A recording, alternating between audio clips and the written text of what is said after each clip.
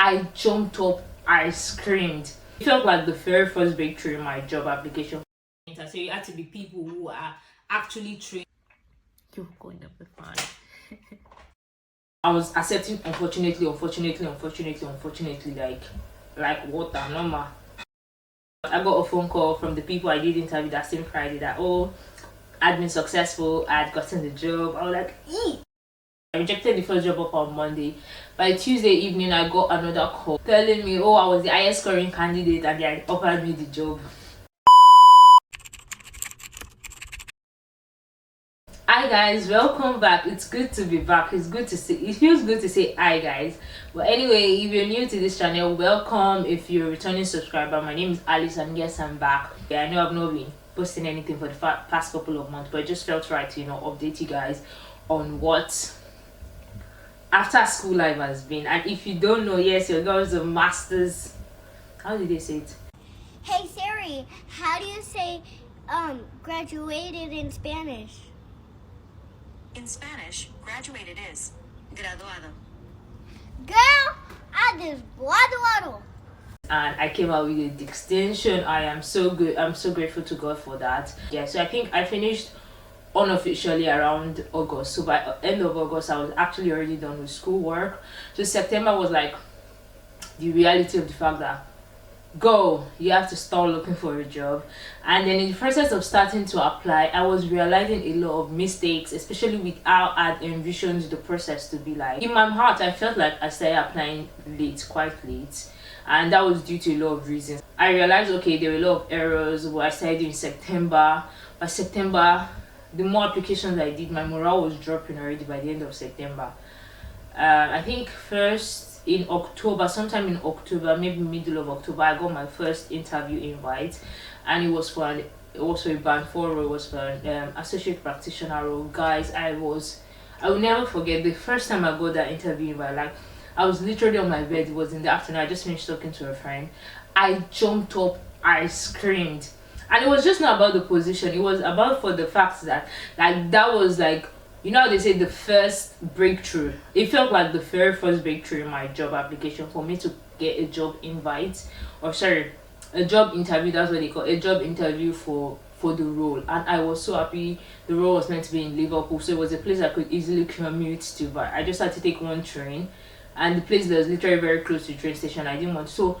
Guys, I was so happy. I know it was a band 4 role. Somehow, I was thinking, if I get the job, will I take the job, being that it's a band 4 role? It's not like even an MLS role.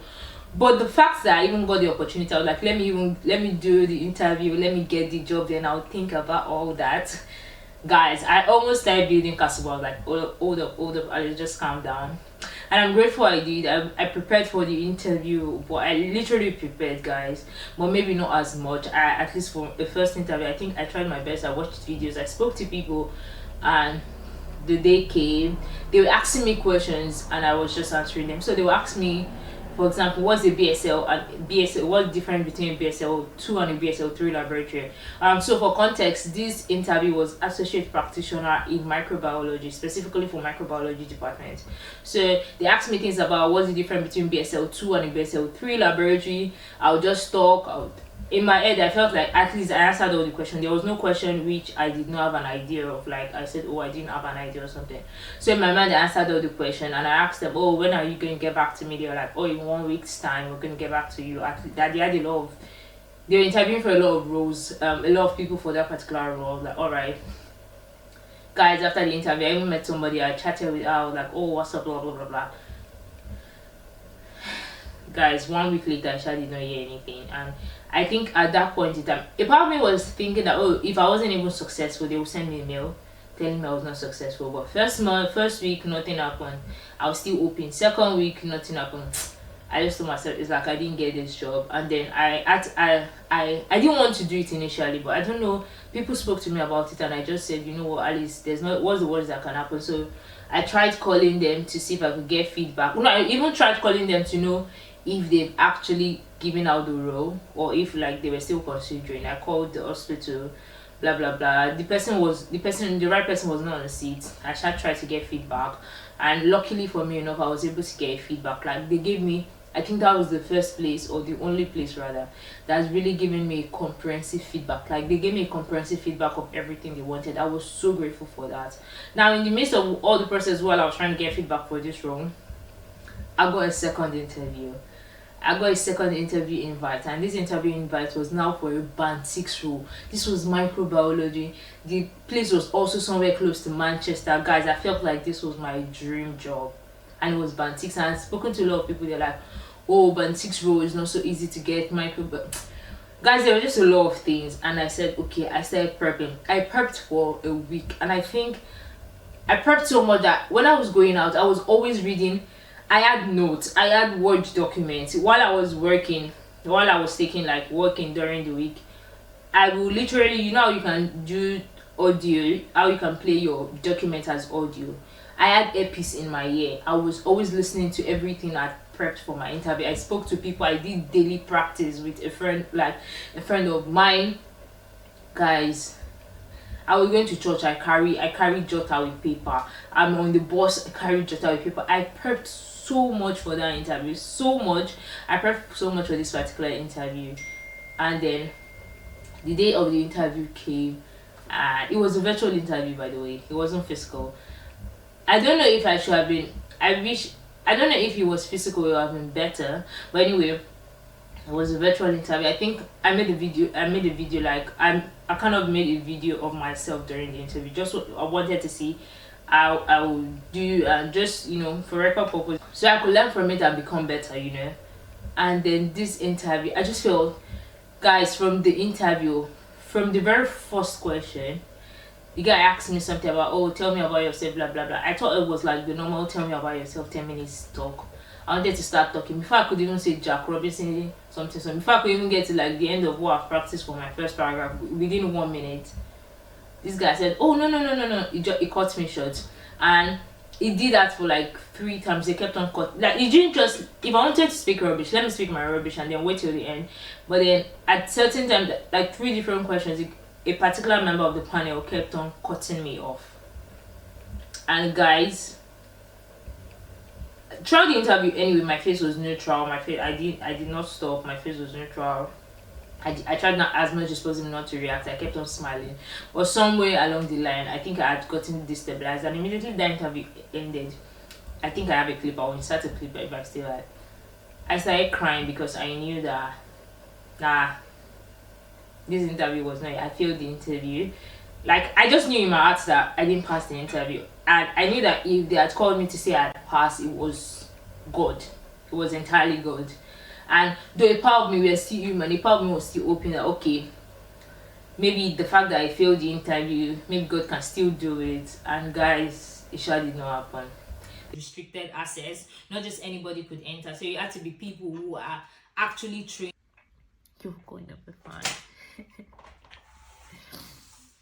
They didn't get back to me. I was trying to get feedback from them, and I think that was the point that broke. I don't want to say break, because it feels break, people use that word like as heavy, but I think that was the point where something in me snapped and I lost a lot of motivation, because I felt like I'd invested so many I invested time. I invested my time trying to prep for that interview. Like, I prepped for that interview so much that when it just failed, I was just like, I'm not doing this again. And I think at that point, it took a lot for me to wake up, to apply to jobs on track, like to keep applying. I lost that mood. It took a lot for me to, I had to literally write it on my wall and tell myself that, you know what, Alice, you have to keep applying, even if it's 1 or 2. Because I didn't have and then obviously in the midst of all this the time I was talking about, obviously I'd done previous application. I had a lot of applications on track. I was accepting, unfortunately, like water, normal stuff. But I kept on applying. There were days I did not do any job application because I was just like, whatever. In fact, at the point I started applying to, and in the midst of these job applications, guys, it's not just NHS I was applying to. I was applying to different things. I wasn't even just applying to band 5. I was even saying, let me get MLA role. There was one particular role that is even like in Manchester. I was so confident, microbiology, that it was like an MLA role. I was so confident because I was really close to the place. I was so confident that I was going to get that. At least they should call me for an interview, guys, because I think I even applied within 2 hours of when they posted the job adverts. Like that was how fast, and I was so confident, but I didn't even get anything back from that place. So I think along the line I became tired, guys. It was when I was doing my normal shift, I'll be like, guys, God, I'm not meant to be here. I just need someone to give me an opportunity. I just need someone to give me a chance. Like that was like legit my prayer, and it was, I just kept on praying. And at a point I just said, what, God was going to do it in a season. I knew definitely I wasn't going to remain jobless for life. Every season has an expiring date, and I think I just got to that. I got to a point at the end of October, beginning of November. At a point, it just became, my prayer point was no longer give me a job. It was, God, give me strength for this season. There was one of the job I applied for. This is not NHS Job, and then they called me. Maybe they called me last week of October. They said, oh, they shortlisted me for one. I had to do like an exam. That was like second stage. I was like, which one is this one? I did it. That was ending of October. And when I wanted to do the exam, I remember logging in. We had to do it like Teams meeting first, and I saw like, was it 16 people? And I knew there were other dates. But the date I even chose, there were 16 people doing that same exam with me. Anyway, I did the first shortlist stuff. I did the whole process. I think that was like the week before my birthday. I did it. I passed. Grateful to God for that. I almost thought I would not pass because the maths and the English, I think I finished it was 20 minutes for each of them, and I almost did not meet the timing or like the time frame for the time slot for them because there were so many questions, and at a point I couldn't. It was just a matter of just pick one option and submit, and I did that. I passed. I got called for an interview, physical interview. Now the job was in Manchester. I also had another interview. So by the week of my birthday, I had 2 interviews. Like after my birthday was like on a Tuesday. I had an interview Thursday, Friday. 2 interviews. One was physical, one was virtual. So the first one was on Thursday, second one was virtual on Friday.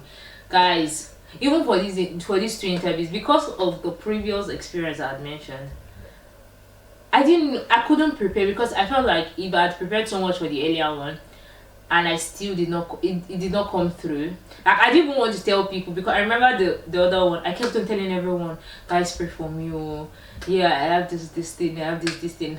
And then now I remember everybody kept on asking, oh, I was that one. So now this one, I didn't even want to talk about it because I was like, I not go tell people. I don't have to start saying, you guys do. I not get it. To not be like, oh, you're getting interview options and you're not getting the job. That means you're not good enough for what. I just didn't want to. I had to start explaining myself to people. So I tried as much as possible. I think I told a couple of people. If you see me when I mentioned it was just very casual, like I didn't care. And it was just because I didn't want to put my heart too much into the interviews. By Thursday, I did the very first interview. They were asking me questions, guys.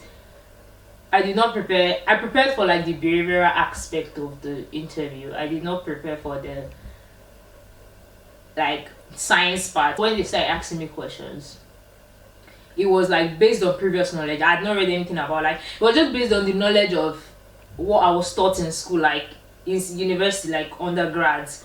That was what I started using to answer the question. And then at the point they will ask me, oh, do you know what this is? I'll be like, I don't know what this is, but I can tell you about this. And guys, that was the way I kept on answering the question. And that was like my interview on Thursday was one of like the chillest interview. I felt so calm. I felt so much at peace. I did the interview. I finished. They were like, oh, they were going to get back to me the next week if I was successful or something. Then the interview for Friday, I didn't have the strength again. That Thursday, I just came back, I slept. I woke up, my interview was meant to be Friday by 12 a.m. I think I woke up by 10. Started prepping my teams. My teams almost did not go. Even during the interview on Friday, my network was hanging up, so they will freeze or I will freeze. We were freezing at different points of the interview, but then I did my best also at that interview, and then I went out that Friday, and the very first thing happened. So Friday, immediately I went out, I got a phone call from the people I did interview that same Friday that, oh, I'd been successful, I'd gotten the job. I was like, eee. So now guys, this is where it gets tricky. This job offer that I just got was an NHS job offer. And I just skipped a bit and I said that. But anyway, when I got the call, I had mixed feelings. for a lot of reasons, which I will still, like I said, this is summary. I'm not going into details. But anyway, I got that job offer by Friday.